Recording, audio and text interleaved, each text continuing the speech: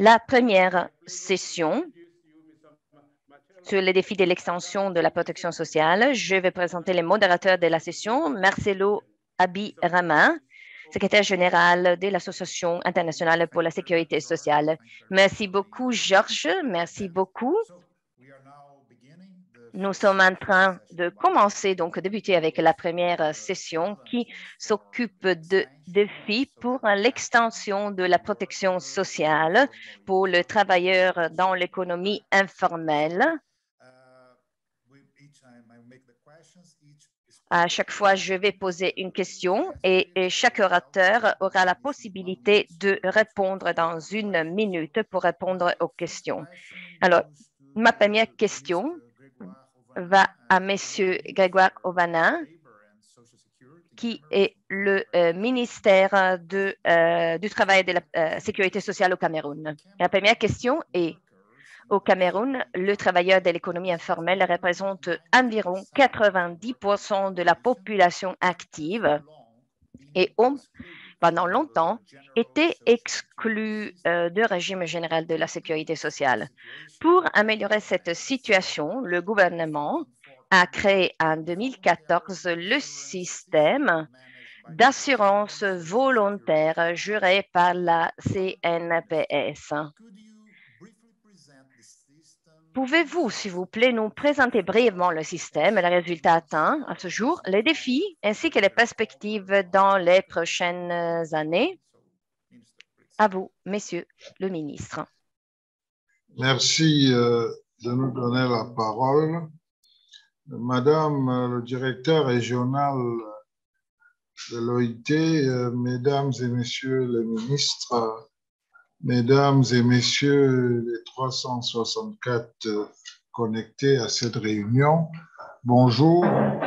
Le système camerounais d'assurance volontaire est un système très simple qui est réduit à une assurance qui couvre la pension vieillesse, invalidité et décès. Étant entendu que les fonctionnaires camerounais sont régis par le ministère des Finances qui couvre leur système d'assurance et que ce système d'assurance volontaire couvre les travailleurs du système informel et est géré par la Caisse nationale de sécurité sociale. La non-couverture des risques est assurée par des autres branches et assurée aussi. La couverture des autres risques est assurée aussi par la CNPS. Mais puisqu'il faut être bref, je vais me limiter à ces 3 points. Les résultats obtenus à ce jour, et les défis et peut-être parler un peu des perspectives.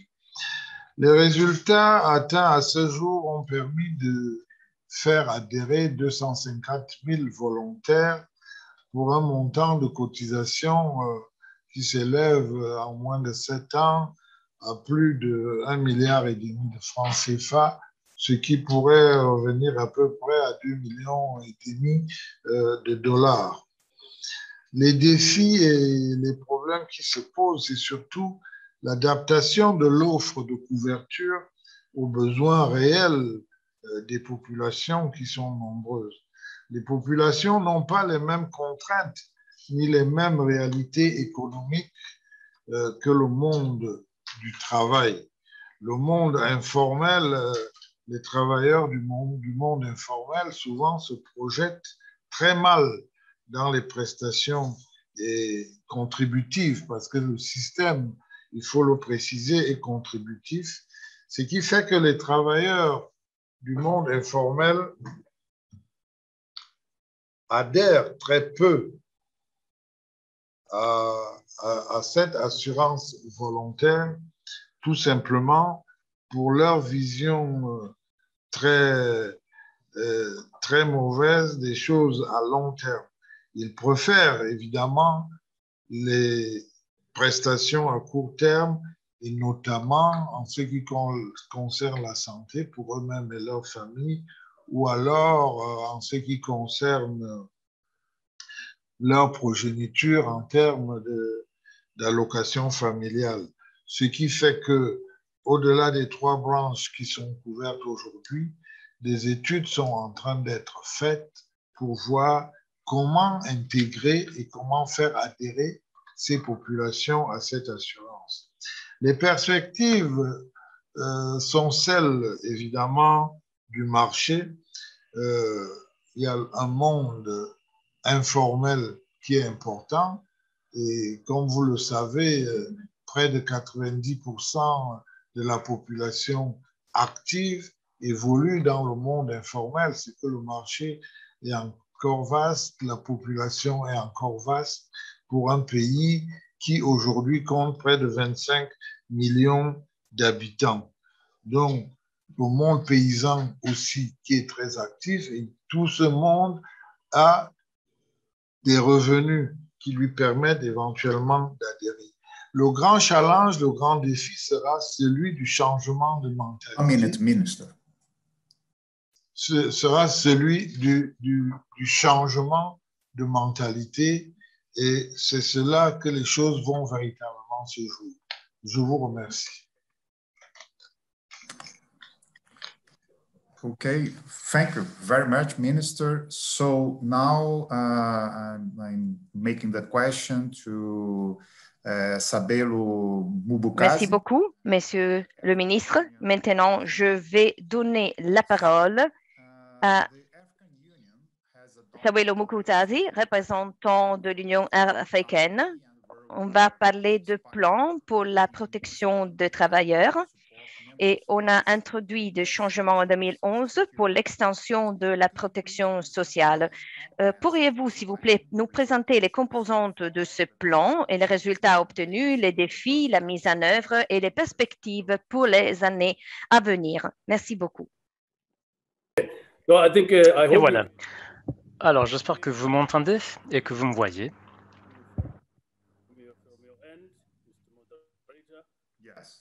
Oui, on vous voit, on vous entend.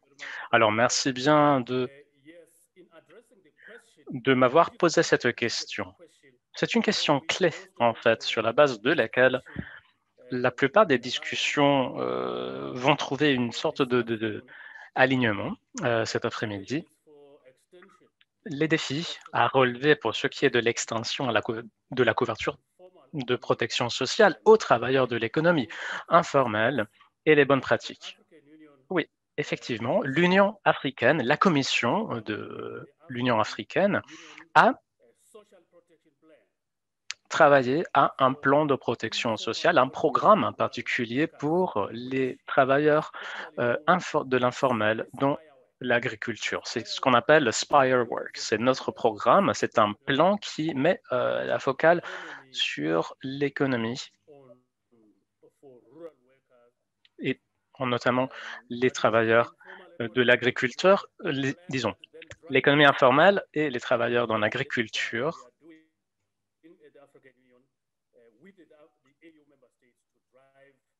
Au niveau de l'Union africaine, nous avons invité les membres à améliorer les conditions de protection sociale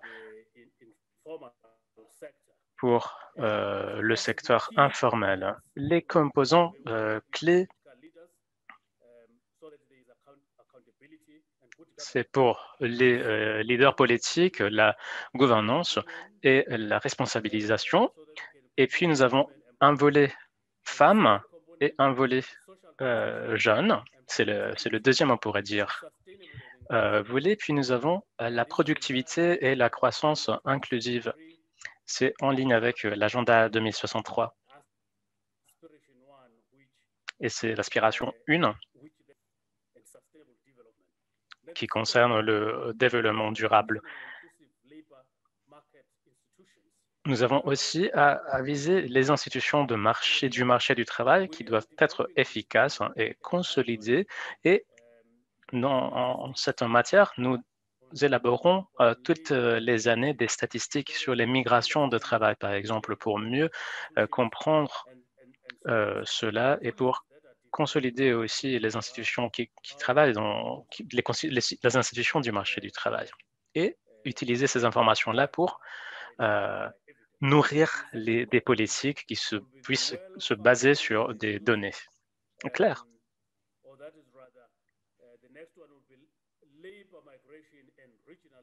Et puis nous avons l'intégration économie régionale et migration de main-d'œuvre. Et on a travaillé dans ce sens dans le cadre d'un accord tripartite.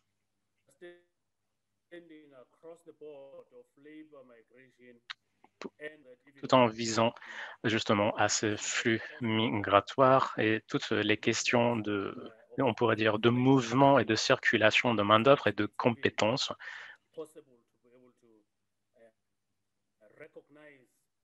afin de pouvoir reconnaître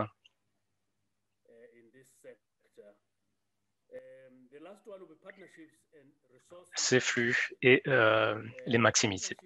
Les partenariats, les collaborations et la mobilisation de ressources, c'est un autre élément important. Une minute. Oui. 1 minute. Conclusion. Yeah. 1 minute. Let me draw now to the main challenge. Alors, je vais vous parler alors dans cette dernière minute des défis à relever, des défis majeurs. Alors, dans le cadre de l'accord tripartite, on a vu que le gouvernement, les associations des employeurs et des travailleurs n'incluaient pas les groupes des travailleurs de l'économie informelle qui restaient toujours de côté. Un autre défi à relever concerne le travail des enfants. Mais il y a d'autres domaines aussi à considérer avec attention. C'est la précarisation de l'emploi. Dans ce domaine, le manque, l'insuffisance d'informations, de financement et le travail des enfants, je l'ai déjà dit. Alors, ce sont les défis majeurs que nous avons trouvés dans ce domaine. Et en guise de conclusion, permettez-moi de dire que ce que l'Union africaine a fait pour relever ces défis, voilà, nous avons développé un protocole. C'est un protocole qui va se concentrer sur la protection sociale et sur la sécurité sociale. C'est encore un brouillon, un projet de protocole. Il faudra aussi se concentrer il se concentre aussi sur les droits humains. Alors, il y a aussi ces composants droits humains.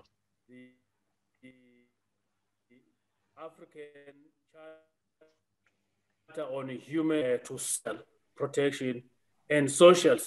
va être une charte africaine pour l'extension de la protection sociale et de la sécurité sociale. Voilà, c'est la manière qu'on a choisie pour relever les défis et pour étendre la protection sociale aussi à l'économie informelle. Je vous remercie de l'attention et merci de m'avoir donné la parole, monsieur le modérateur. Oui, je passe la parole maintenant à monsieur Joy Kategapka, qui travaille dans le cadre du PNUD, consultant de stratégie senior pour le bureau africain. Alors, le PNUD est de plus en plus engagé dans la promotion de la protection sociale et a récemment publié un rapport sur l'informalité et la protection sociale. Monsieur, est-ce que vous pouvez partager avec nous les principaux résultats du rapport, de l'approche régionale du PNUD et l'importance de la coordination et des partenariats stratégiques pour l'extension de la protection sociale en Afrique? Monsieur Joy, vous avez la parole. Madame Joy, désolé, vous avez la parole. Merci, monsieur le modérateur. Je suis connecté de New York et c'est très important pour nous de participer à cette rencontre.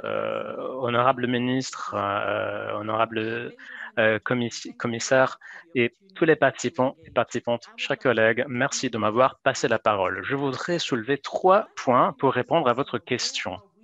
Alors tout d'abord, où est-ce que nous sommes? Où est-ce que nous en sommes quand nous parlons d'informalité en Afrique? Est-ce qu'il y a vraiment quelque chose qu'on appelle informalité ou est-ce qu'on parle effectivement de l'économie africaine? Deuxième point, c'est le facteur Covid.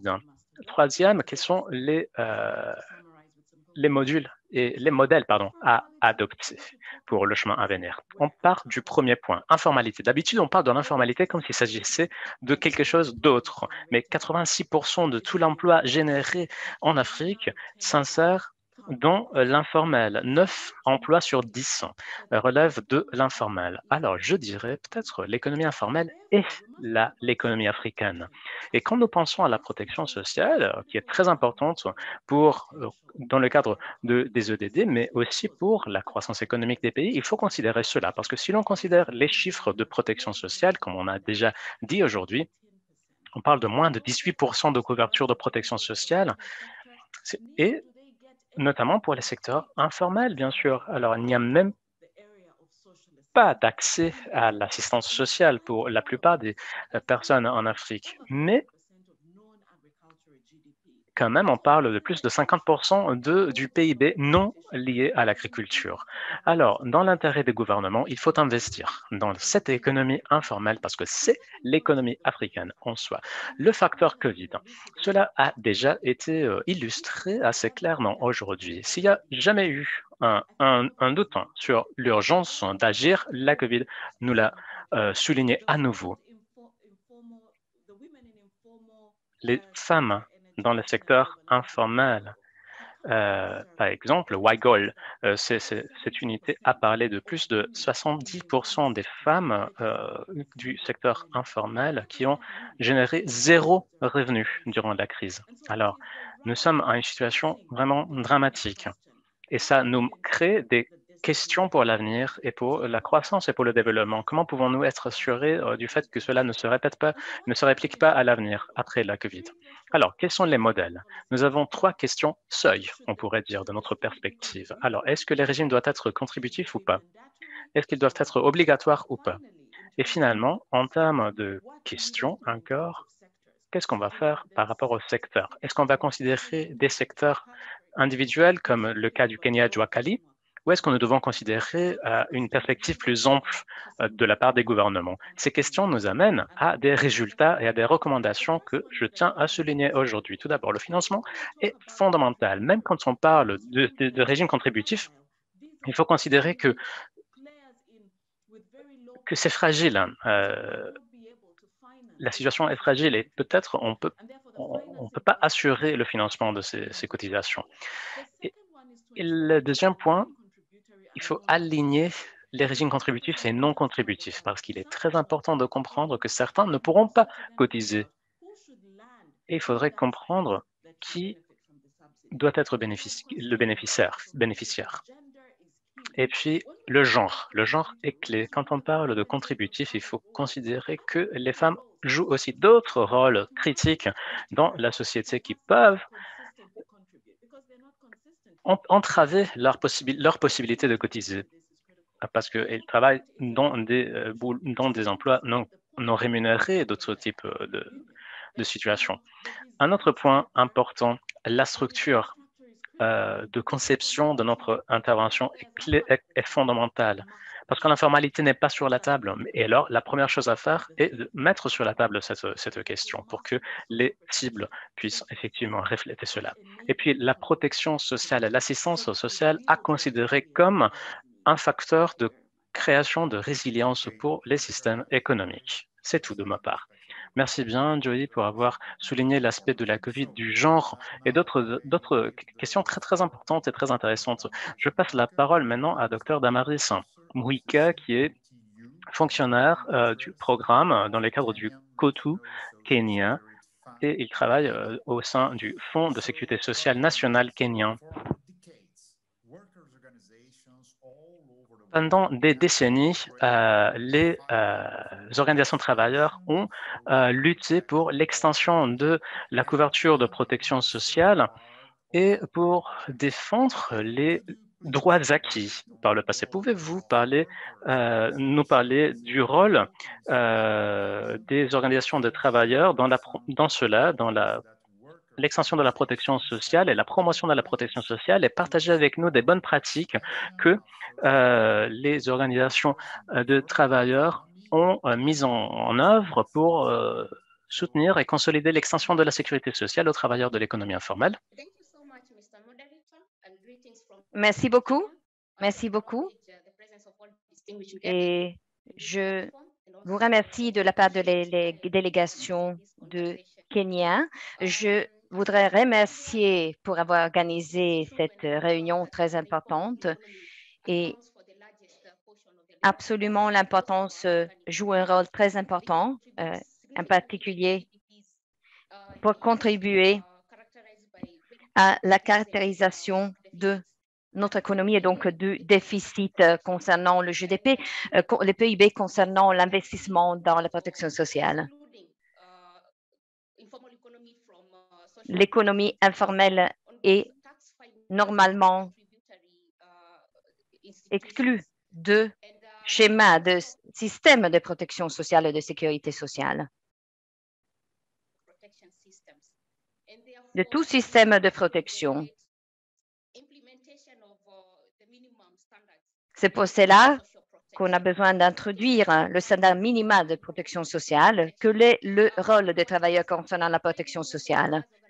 En tant que syndicats, les organisations de travailleurs sont une partie prenante de l'économie. Donc, le plaidoyer est un instrument clé pour investir dans le système de protection sociale.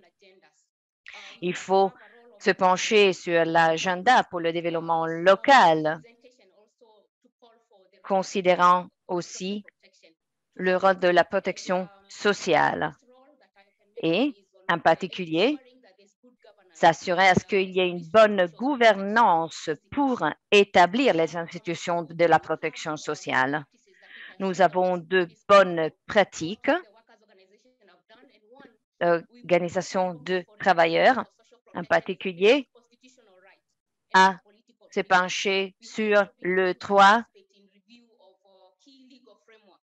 et, en particulier, le cadre clé pour la révision de droits des travailleurs irréguliers pour favoriser la transition vers la formalité des travaux.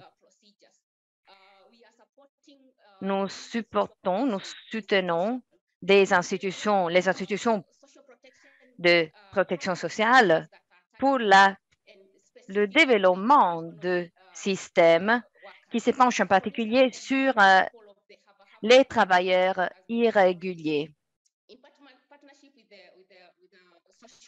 Un partenariat avec les partenaires sociaux et le fonds de la Caisse de protection sociale. Nous avons introduit les nouvelles technologies de plateformes qui ont joué un rôle important, en particulier pour obtenir les données concernant les travailleurs. Nous sommes en train de promouvoir la bonne coordination à travers des programmes d'assistance sociale qui déjà existent dans d'autres pays africains, à travers le dialogue et la consultation avec le travailleur. Avant tout, il faut dire que, comme leçon attirée, le dialogue social est fondamental parce que nous avons vu qu'il aide à renforcer la confiance dans le système et le système surtout pour la protection sociale. Nous avons aussi lancé l'expansion de programmes de contribution qui ont abouti à de bons résultats. Et la troisième leçon,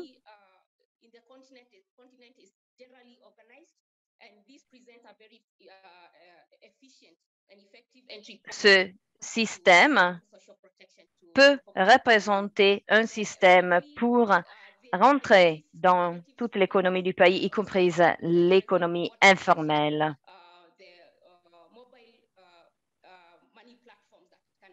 Les plateformes peuvent faciliter le système contributif. Il est aussi très important de souligner l'importance d'étendre la protection sociale aux groupes vulnérables. La réponse d'urgence actuelle de la COVID a présenté une opportunité de plaider pour l'inclusion des groupes précédemment mis, en particulier l'économie informelle. Une minute. Donc, il s'agit d'une véritable opportunité pour nous. Donc, je veux encourager le travail conjoint. Merci beaucoup. Merci beaucoup pour votre intervention. Madame Damaris, vous avez souligné des points très importants, le dialogue important, les procédures administratives. Donc, maintenant, je vais donner la parole à Madame Jacqueline Mugo, qui représente la Fédération des employeurs du Kenya. Madame, vous avez la parole. Donc, je vais poser la question. L'emploi informel représente la majorité de la population active en Afrique. L'extension de sécurité sociale aux travailleurs de l'économie informelle peut fortement contribuer à la transition de l'économie informelle à l'économie de marché, l'économie formelle. C'est comment que les organisations des employeurs peuvent contribuer au développement, à la mise en œuvre des mécanismes adoptés pour l'extension aux travailleurs de l'économie informelle et aussi pour faciliter la transition à l'économie formelle. Vous avez la parole. Merci beaucoup. Merci beaucoup. Je représente Madame Mugo qui n'a pas pu être présente ce matin. Je représente donc le département de la communication pour la Fédération des employeurs.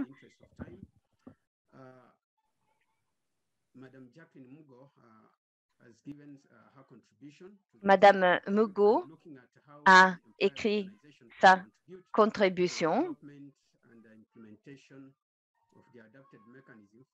et en particulier se penchant sur la contribution des mécanismes pour l'extension, en particulier 4 points que j'aimerais bien souligner. L'organisation des employeurs joue un rôle critique et devrait être un premier plan dans la mise en œuvre du système de protection sociale pour les travailleurs. Nous savons qu'il y a les conventions et les recommandations qui sont un point très important de référence. Et dans ce cadre, les politiques et les stratégies doivent être mises en œuvre. Les gouvernements ne peuvent pas obtenir une couverture sans l'engagement actif du secteur privé et du secteur des associations des employeurs. La mobilisation du secteur privé, très importante, qui devait investir dans la sécurité sociale dans le pays. Nous savons que la sécurité sociale et la protection sociale représentent un investissement très important. On doit créer un environnement qui permet la mise en œuvre de ces éléments et donc reconnaître et donner la possibilité à un développement très important, en particulier en Afrique, là où il y a un vaste secteur informel et beaucoup de chômage. Il est important d'obtenir les contributions à travers les impôts et le secteur privé doit se mettre en ligne avec les mesures de taxation de manière à pouvoir garantir avec ces contributions la mise en œuvre du système de protection sociale, l'extension de protection sociale. Il est important de considérer aussi les programmes de remise et la solidarité pour tenir compte de différentes contingences et la couverture et de la protection et l'adéquation pour les bénéfices des travailleurs formels et informels. Un autre rôle critique est présenté dans le développement du secteur.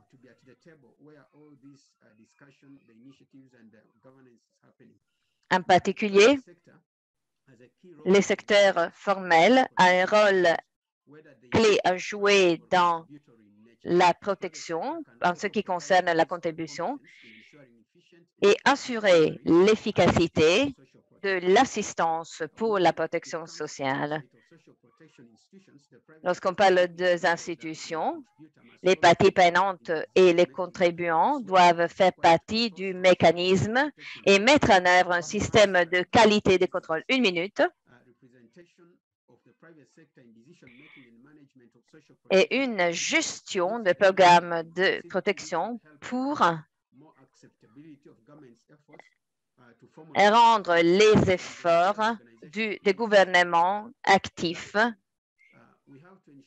et enfin assurer que les gouvernements et les organisations jouent un rôle critique à travers le plaidoyer en encourageant le gouvernement à faire le bon choix. Encore un élément important, lorsqu'on parle de secteur informel, en couvrant les travailleurs informels, les systèmes de contribution sont très importants, mais les gouvernements doivent faire des investissements pour ces secteurs. Et donc, s'assurer à ce que il y ait des investissements directs. Merci beaucoup.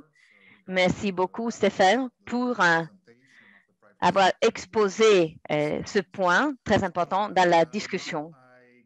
Maintenant, je vais donner la parole à M. Hayford Atta-Kofi, qui est le PDG pour l'autorité de réglementation du système de retraite au Ghana, NPRA.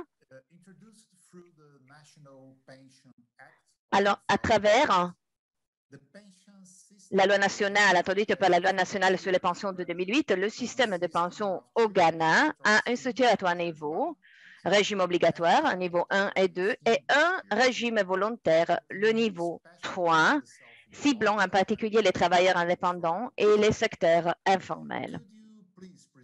Pourriez-vous, s'il vous plaît, présenter le régime pour l'économie informelle, les résultats obtenus, nous dire donc les défis que vous avez rencontrés pour étendre la couverture des travailleurs de l'économie informelle. Merci, vous avez la parole, M. Hayford.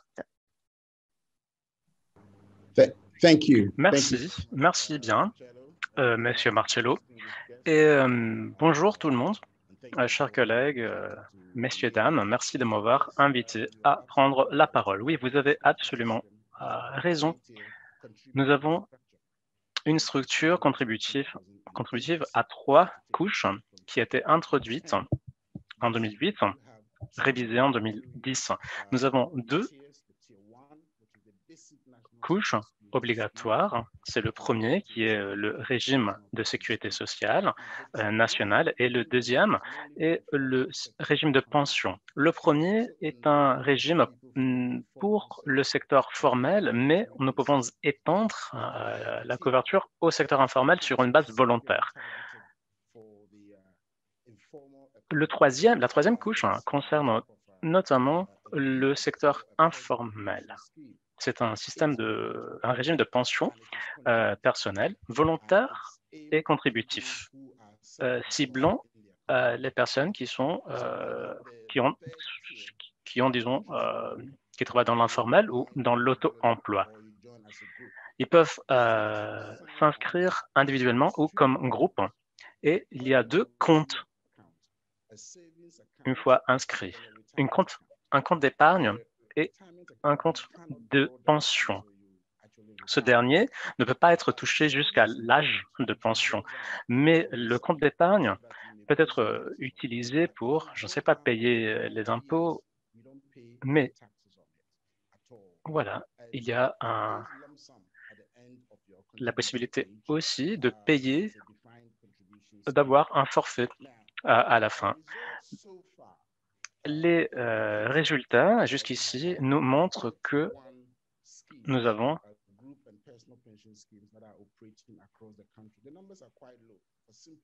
des chiffres encore bas, comme c'est volontaire. Alors, il est très difficile d'encourager les personnes à s'inscrire, mais nous avons 2 millions de personnes quand même qui se sont inscrites jusqu'ici.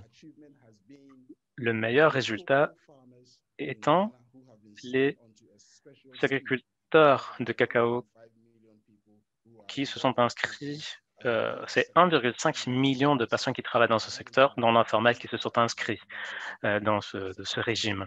C'est très, très bien. C'est le meilleur résultat qu'on a obtenu. Mais jusqu'ici, nous avons seulement 2 millions d'inscrits. Alors oui, nous avons des défis à relever. Le premier étant le fait que c'est un régime volontaire. Et pour une économie comme la nôtre, qui est une économie typique du continent africain, c'est-à-dire une économie très informelle, le fait de créer un régime de pension volontaire pour le secteur informel est déjà au départ un challenge. L'alphabétisation aussi.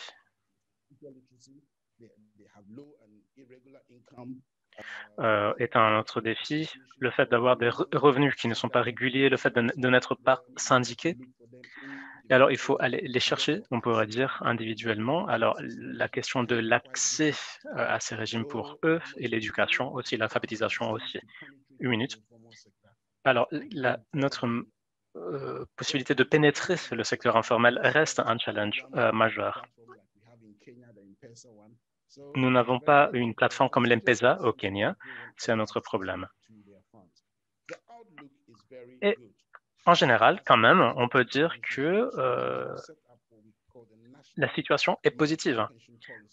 Nous avons créé une politique pour les pensions micro, qu'on appelle, et c'est une campagne aussi de sensibilisation visant maintenant les conducteurs et les chauffeurs du secteur privé qui sont très...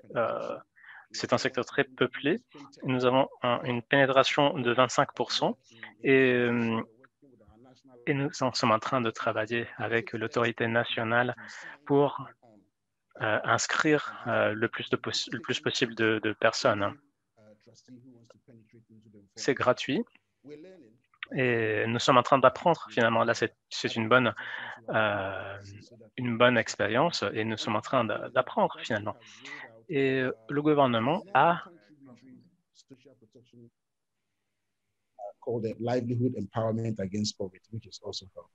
aussi lancé un programme non contributif récemment. Merci Hayford pour le partage, pour avoir partagé cette expérience sur comment étendre la couverture pour le secteur informel, pour les travailleurs, et comment le faire de façon volontaire. Merci d'avoir partagé l'expérience. Maintenant, je passe la parole au ministère des Finances de l'Égypte, Monsieur Mohamed Maït. Merci d'être là, monsieur. Ma question pour vous est la suivante. La loi sur l'assurance maladie universelle ou l'assurance santé universelle de 2018 a comme plan d'étendre la couverture de façon progressive à toute la population égyptienne et de créer un certain nombre d'allocations de taxes et d'impôts pour le financement. Est-ce que vous pouvez, honorable ministre, partager avec nous le processus qui a amené à l'adoption de ces dernières mesures sur l'allocation et l'affectation des ressources et nous donner des orientations sur comment les pays peuvent augmenter l'espace fiscal pour la protection sociale en incluant la collaboration avec les autres ministères? Merci, monsieur. Le ministre, vous avez la parole. Merci à vous. C'est un honneur d'être ici avec vous aujourd'hui et de pouvoir discuter avec vous et de pouvoir vous illustrer l'expérience égyptienne sur l'extension de la marge fiscale pour l'extension de la couverture de protection sociale et notamment le type de programme et la loi sur l'assurance santé que vous avez cité. Quand nous avons élaboré ce modèle d'assurance, nous avons décidé de créer une entité, une institution indépendante comme institution responsable de la durabilité financière du système. Cette institution indépendante travaille comme une compagnie d'assurance et elle est responsable de la création des recettes et en même temps, elle est responsable d'acheter les services fournis par les différents prestataires. Elle est aussi responsable de la satisfaction des personnes, des bénéficiaires. Le gouvernement et les prestataires des services doivent être considérés tout comme le secteur privé, tout comme les hôpitaux et les différents prestataires qui doivent être tous considérés comme des acteurs clés. Quand nous nous sommes concentrés sur comment assurer la durabilité financière, nous avons travaillé à assurer que le financement arrive de trois sources, pardon. Les cotisations, les subventions de l'État pour les pauvres, et 3, l'affectation, l'allocation de certaines taxes et impôts. Pour le premier point, les cotisations, nous assurons que la couverture est une couverture pour tout le ménage, toute la famille. C'est un changement important du vieux système au nouveau. Auparavant, on assurait la couverture seulement des employés, c'est-à-dire les personnes qui avaient un contrat d'emploi, alors la fonction publique ou secteur privé formel. Le nouveau modèle choisit de considérer la famille comme une unité, comme un ménage entier à couvrir.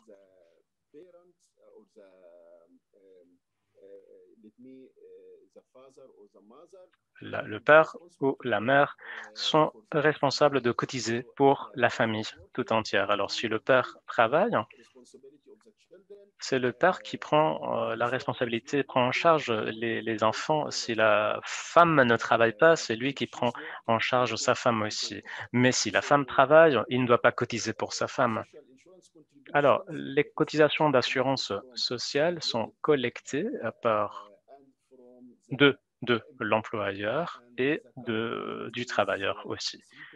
Actuellement, c'est 3% ce que l'employeur paye et 1% c'est la cotisation du travailleur. Le parent devrait payer, le père par exemple, devrait payer 2% comme cotisation pour la femme et 1% pour chaque enfant. Et là, c'est une idée de ce premier niveau, c'est-à-dire les cotisations. Puis, nous avons l'État qui paye 5% du salaire minimum pour chaque personne ou enfant qui est éligible, qui a l'éligibilité pour ces subventions. Je vous donne un exemple. Le salaire minimum en Égypte, actuellement c'est 2000 et on va arriver à 2004. Alors, si une famille est pauvre et que l'État doit payer à leur nom, et si cette famille est composée par 5 personnes, l'État devra payer 25% multiplié par le salaire minimum. Par exemple, maintenant, je vous disais, c'est 2000, le salaire minimum. Alors, l'État doit payer 500 par mois au nom de cette famille à l'institution qui est responsable du financement du système, comme je vous le disais au début. C'est la deuxième source de financement, c'est l'État et les subventions, disons, et les allocations ou les subventions de l'État pour les familles qui sont classées comme pauvres, c'est-à-dire qui ne peuvent pas payer qui ne peuvent pas cotiser. Une minute, monsieur le ministre. Je peux continuer? Oui, absolument. Vous avez 1 minute encore, monsieur le ministre.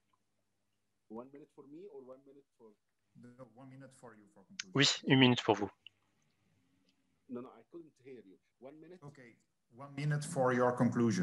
Je ne vous ai pas entendu. 1 minute pour les conclusions.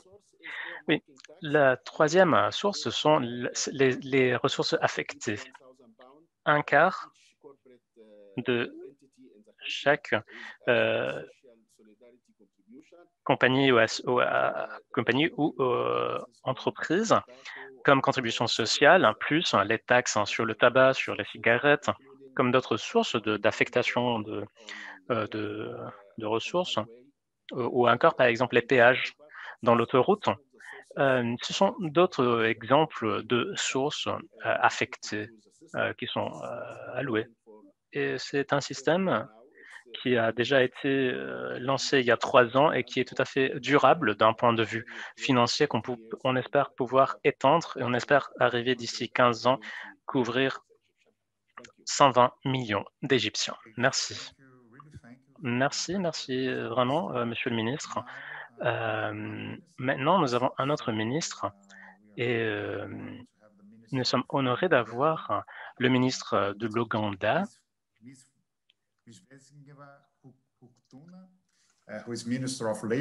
c'est le ministre du Travail de l'Ouganda.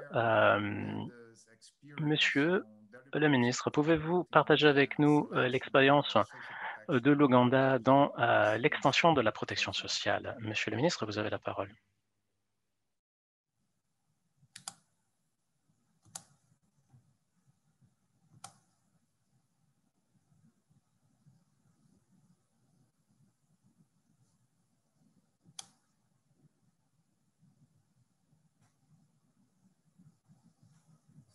So, okay, Minister.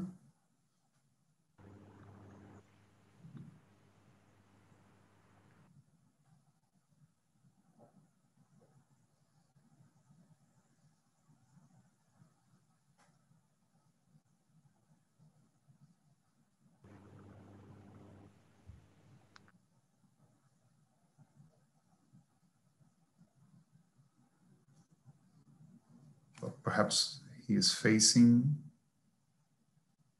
some problems regarding the connections.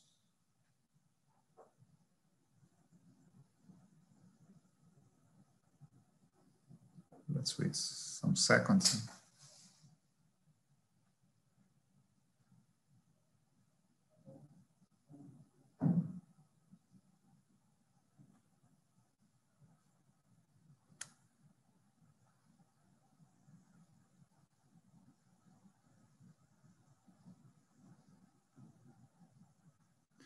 Okay, let me, while I think that the minister is facing problems with his connections, let Comme me... il y a des problèmes avec la connexion, Please be quite short, straightforward in the answers because we have the time control.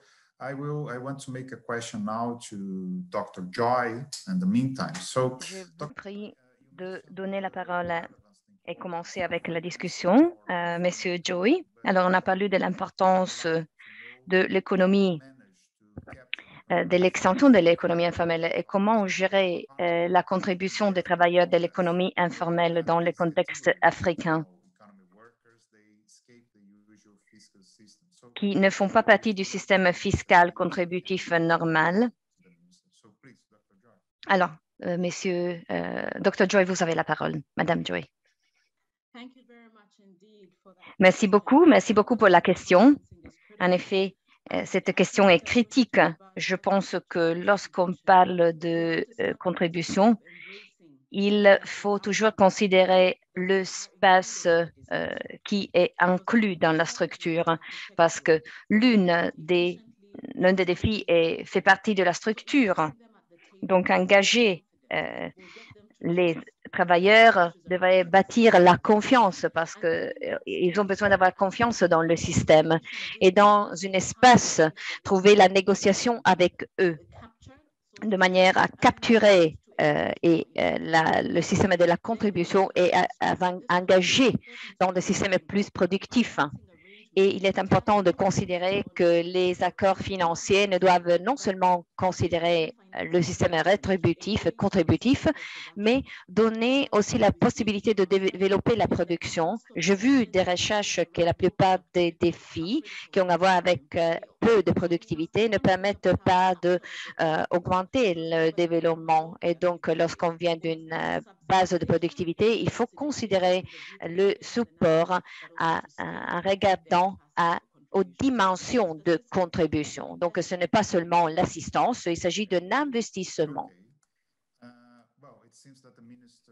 Très bien. Donc, il paraît que le ministère du Travail de l'Ouganda est revenu.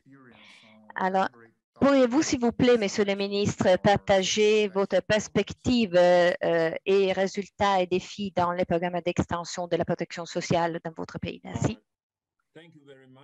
Merci beaucoup.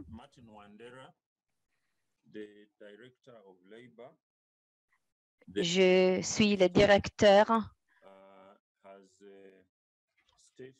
du département. Le ministère n'a pas pu être présent ce matin, comme il devait présenter à une autre réunion, et il m'a demandé de le représenter dans cette réunion. Concernant mon pays, l'Ouganda, l'approche se penchait sur le système d'assurance, donc se concentrant sur les travailleurs du secteur informel, comme le système de financement et les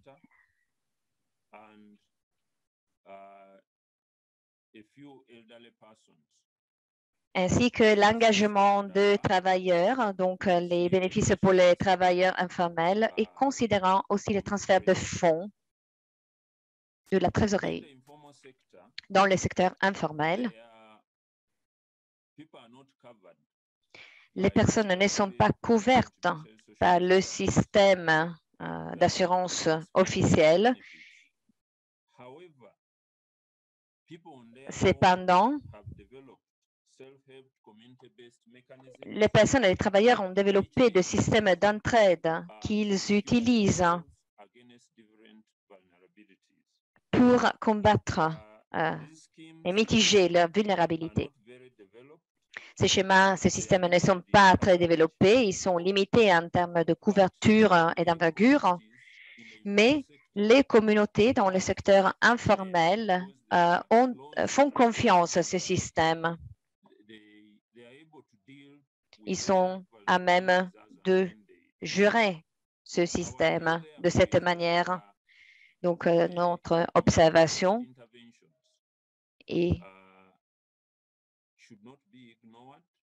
penchée sur ce système qui a un potentiel. Il s'agit d'un véhicule pour transmettre l'importance de la protection sociale et l'étendre à ces communautés, et donc la possibilité de formaliser ce système, de le rendre à plus vaste échelle. Ce système devrait pourtant être analysé pour voir comment on peut le relier avec les systèmes officiels de protection sociale. Ce système représente un défi, comme en termes de durabilité, il n'y a pas de formation en termes de ressources humaines. Il se base sur la volonté des travailleurs, donc ils sont des systèmes volontaires. En conclusion, il faudrait mettre en place un système mixte de contribution. Malheureusement, la ligne a été coupée. Merci beaucoup, monsieur le ministre, pour votre participation. Laissez-moi continuer avec quelques questions. J'aimerais bien poser une question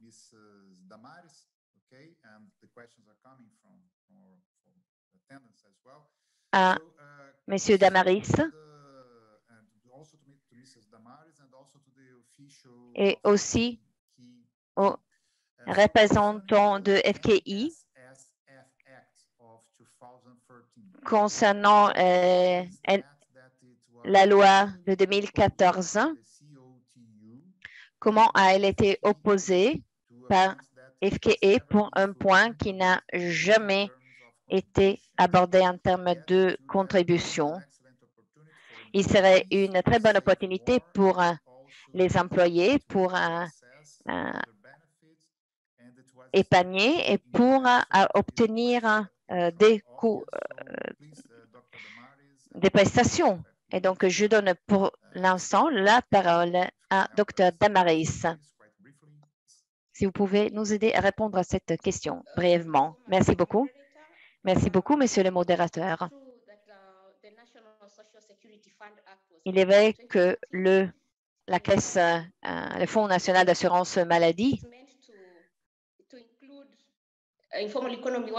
souhaite inclure les travailleurs informels et leur faire partie du système contributif. Cependant, il s'agit d'un défi comme les travailleurs, les représentants des travailleurs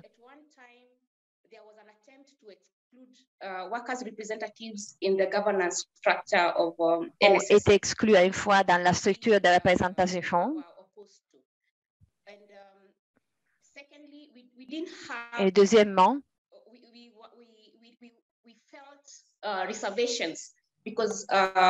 il y a eu de réserves comme en termes de structure, en termes de capacité humaine.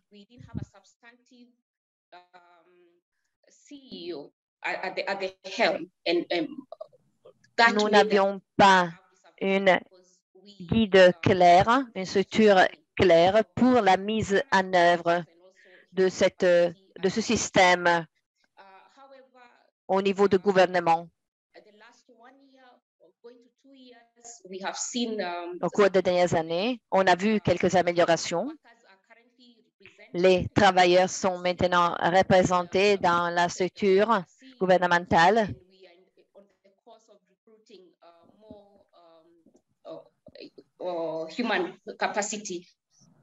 Et on a vu aussi la présence dans le gouvernement, donc en termes de ressources humaines. Il y a le sentiment que le moment est venu pour mettre en place un système pour inclure tous les travailleurs. Merci beaucoup. Représentant du FKI, donc des employeurs de Kenya. Merci. Merci beaucoup. Merci. Un point qui est important pour nous est le dialogue social. On souhaite appliquer toute proposition, mais avant tout, il faut considérer la mise en œuvre du dialogue social de manière à donner une voix aux participants et à rendre plus souple la mise en œuvre. Il y a le sentiment que le dialogue social peut vraiment faire la différence et on espère parvenir à un accord dans ce sens. Merci beaucoup, Stéphane. La prochaine question vient du public à Salabout et adressée à M. Sabello. Sabello, il y a un défi très important concernant le défi des accords tripartites. C'est comment que vous voyez l'approche pour le dialogue social. Monsieur Sabello, vous avez la parole. Merci beaucoup. Nous croyons qu'une approche inclusive en ligne avec l'agenda 2063 doit être abordée avec une approche inclusive. Au niveau international et pratique, les travailleurs qui sont dans le secteur informel devaient avoir une voix dans les syndicats de manière à pouvoir être représentés au niveau régional, avoir une voix, être représentés, représenter leurs besoins spécifiques pour le secteur informel, de manière à intégrer leurs besoins dans la discussion. Merci. Merci beaucoup. La dernière question pour le ministère des Finances d'Égypte, Monsieur Mohamed Maït, ministère des Finances. Quels sont les défis concernant le système d'assurance sociale concernant sa dépendance du ministère de la Solidarité. Messieurs, vous avez la parole, Monsieur le ministre.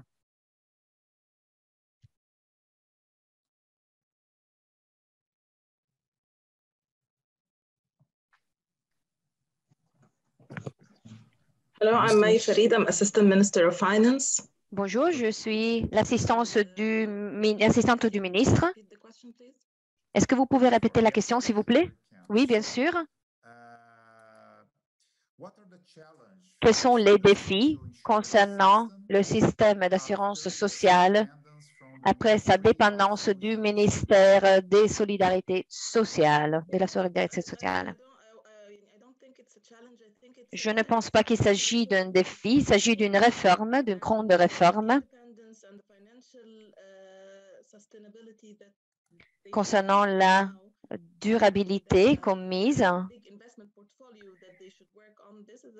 Il y a des investissements, je dirais, comme vous avez mentionné. Okay. Well, thank you very much. Merci beaucoup. Merci beaucoup donc pour votre réponse. Merci à vous tous et toutes pour la participation. Merci, ministère de Uganda, ministère Wana du Cameroun, monsieur Sabelou, représentant Dr. Joy, merci Damari, Dr. Damari, merci Jacqueline, représentée par Stéphane, merci beaucoup. Mohamed Maïta, Uptanaso, merci beaucoup, merci beaucoup à vous tous et toutes.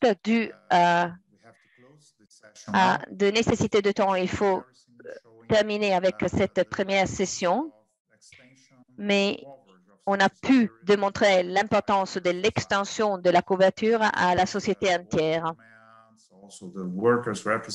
On a vu l'importance et des défis que vous êtes en train d'aborder